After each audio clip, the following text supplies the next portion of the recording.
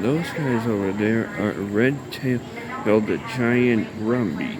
This rare freshwater fish prefers to live in large, slow-flowing rivers, male rivers, slow-flowing large, slow-flowing water. Males are typically larger and more brightly than and colored than females, but both have oval-shaped bodies and prominent jaws. This guy can grow to be 20 inches long. No. The, gr-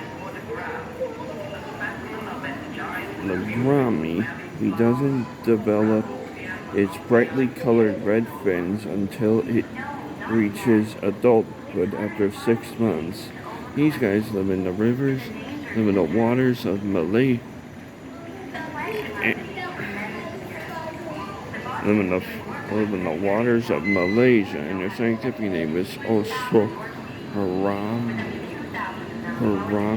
Hieronymus lactocode. This.